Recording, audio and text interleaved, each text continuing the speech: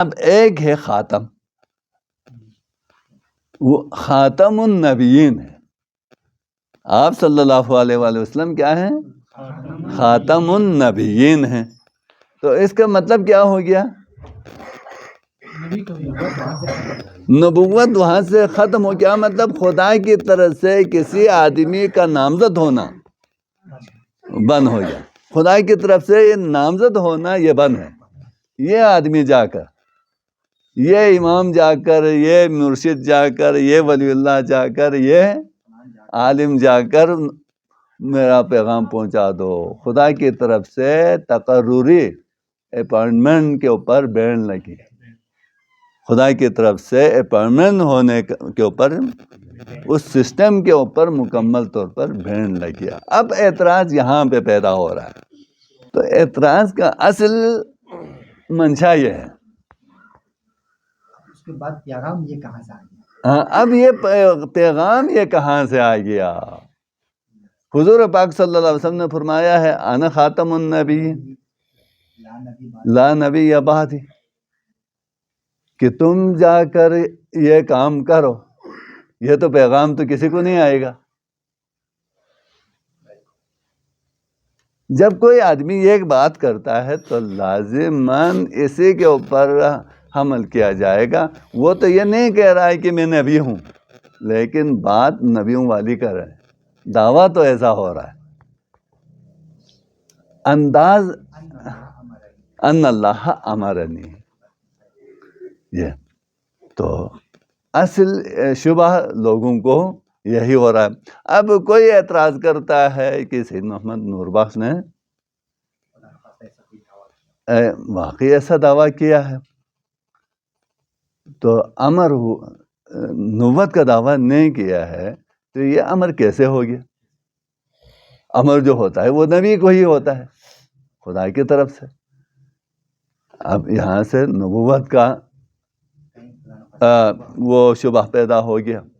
تو آپ کا ایسا ہی اگر آپ مانتے ہیں کہ حضور سید محمد نور بخش نے الفق الآفات جو لکھی ہے خدا کے حکم سے لکھی ہے، حکم سے لکھی ہے، اور پوری کتاب آپ کو الہام ہو گئی. تو یہ کتاب کیا ہے؟ الہامی کتاب ہے. باقی کتابوں سے اور اس کتاب میں کیا ہے جو بنیادی فرق ہے؟ وہ لوگوں کی لکھی ہوئی کتاب ہے، اور یہ کتاب کیا ہے؟ الہامی کتاب ہے. تو الہامی کتاب تو وہ تو 4 کتابیں ہیں، اور اس کے علاوہ کچھ صحیفے ہیں. تو وہی اعتراض. اب جس انداز سے ہم بولتے ہیں اسی انداز پہ یہ سوال. اس شبہ کے ساتھ باقی کتابوں میں اور فقہ احوت کی کچھ اور عبارتوں سے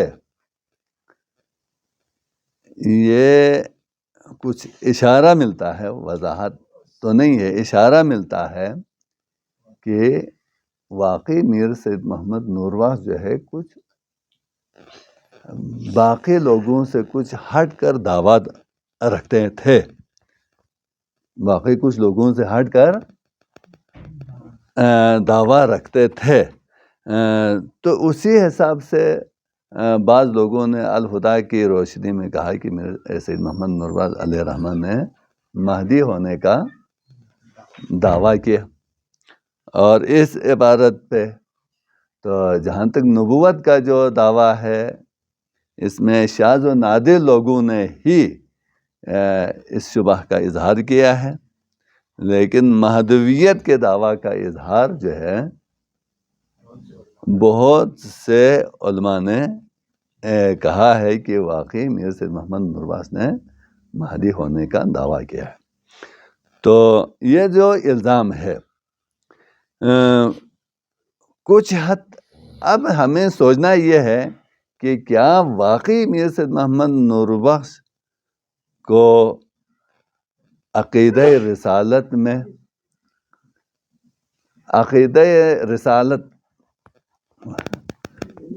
نبوت اور رسالت میں عقیدہ نبوت پھر رسالت فی اولو العزمی اور حتمیت، یہ چار جو مراتب ہیں ان میں کہیں کوئی شبہ ہے، کہیں ان کی طرف سے کوئی دعویٰ ہے، یا ان کے جو فالوورز ہیں وہ اس بارے میں کچھ شبہ رکھتے ہیں یا ایسی باتیں کرتے ہیں، دعویٰ کرتے ہیں ان کے حق، ان کے بارے میں کہ جس سے تو سننے والے اشتباہ کرے. تو یہ تو ہو گیا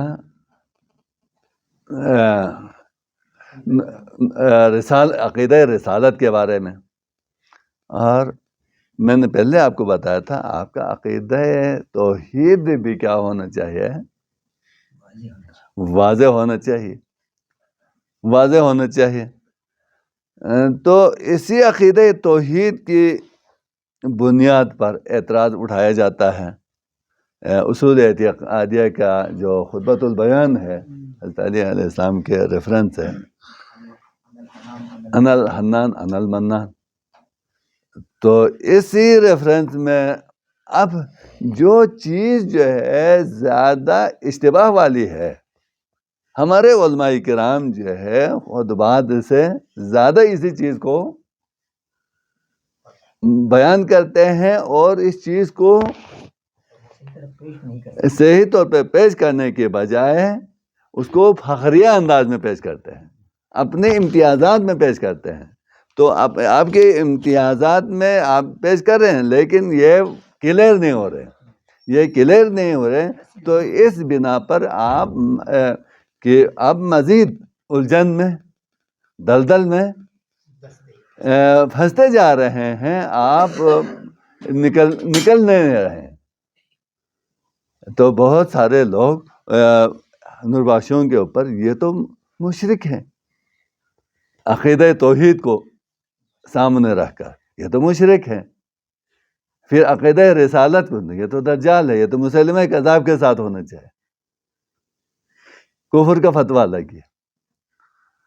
اور کہیں وہ عقیدہ مہدویت کو، چلو مہدی کے بارے میں جو ہے وہ تو اسلام کے اندر جو ہے ایک مختلف فی مسئلہ ہے، اور اس کے بارے میں بہت سارے نظریات، بہت سارے اختلافات ہیں. تو میر سید محمد نوربخش کے نظریے میں عقیدہ مہدی کیا ہے، جس طرح بہت سارے لوگوں کے پاس کے عقیدے ہیں مہدی کے بارے میں، تو میر سید محمد نوربخش کے بارے میں بھی یہ آپ یہ تحقیق کر سکتے ہیں کہ ان کا عقیدہ مہدی کیا ہے. پھر جا کر اس کے اوپر بات کریں کہ واقعی انہوں نے دعویٰ کیا ہے یا نہیں کیا ہے. اگر دعویٰ کیا ہے تو ان کے اپنے عقیدے کے مطابق مہدی کیا سے مراد کون ہے، مہدی سے مراد کون ہے، کون ہو سکتا ہے یا کتنے ہو سکتے ہیں. تو پہلے ان کے اپنے عقیدے کو طے کریں، متعین کریں، متعین کرنے کے بعد پھر دیکھیں کہ واقعی انہوں نے دعویٰ کیا ہے یا نہیں کیا، وہ الگ بات ہے. تو سب سے پہلی بات ہے کہ ہمارا اپنا کنسپٹ کلیئر نہیں ہے، ہمارا اپنا کنسپٹ کلیئر نہیں ہے. ہم دوسرے کو اپنا کنسپٹ جو ہے کلیئر انداز میں پیش کریں، جس سے سن کر جو ہے لوگ ہمارے بارے میں کنسپٹ کلیئر کریں، کنسپٹ کلیئر کریں. تو ہمارے جو سوال جس سائل داؤد علی کہتے ہیں نا، سائل کا نام سلطروی نے سوال کیا، بہت اچھا سوال ہے، ہم اس کی مذمت نہیں کرتے، بہت سارے ہمارے لوگوں نے اس کی مذمت کی نہیں. سوال کے حوالے سے یہ ہے نا باجی، وہ سوال ایسے کر رہے ہیں نا کہ وہ شاہ سعید نے ان اللہ امرنی کے سوال کو نہیں کر رہے، وہ کہہ رہے ہیں کہ شاہ سعید نے دعویٰ کیا ہے الہامی کا، ہم مجبور ہے اس نوربخشی کو ماننے پر. وہ ایسے سوال کر رہے ہیں، وہ ایسے کر رہے ہیں. سوال ذرا خود بھی تھوڑا سا وہ یہ کہتے ہیں غیب سے آواز آئی، غیب سے آواز آئی، غیب سے. اگرچہ فقہ احمد کے شروع میں ایسی کوئی بات نہیں ہے، غیب سے بات، غیب سے کوئی بات نہیں ہے. لیکن ہمارے خطبہ جو ہے وہ ممبر سے کہتے ہیں نوربخش کو نام ہی کیوں دیا؟ یہ نام بھی غیب سے آیا. آمد از غیب نامش نوربخش زانگی بود خورشید ذاتش نوربخش. تو یہاں نہیں ہے لیکن ہم کہہ رہے ہیں. پھر اب اس چیز کو کڑی سے کڑی ملایا. اب اس کو یہ پتہ نہیں ہے, سائل کو مقدمے کا پتہ نہیں ہے, مسئول عنہ کو انجینئر صاحب کو مقدمے کا پتہ نہیں ہے. جیسے سوال کیا ہے اس سوال کا جواب ہی ایسا ہی ہوتا ہے. تو ہمیں اس سائل سے بھی کوئی شکوہ نہیں ہے, ہمیں اس مسئول عنہ سے بھی کوئی شکوہ جذبات والی کوئی بات نہیں ہے. دراصل اب غیب سے مراد کیا ہے؟ غیب سے مراد کیا ہے؟ اب آپ سب جو ہے پڑھے لکھے ہیں.